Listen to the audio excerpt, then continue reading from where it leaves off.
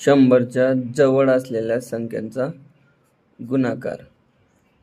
108 106 इकडे गुणिले घ्या 8 गुणिले 6 आणि या दोन संख्यांची बेरीज आणि यांचा गुणाकार. 8 सक 48 आणि 6 आणि 8 14.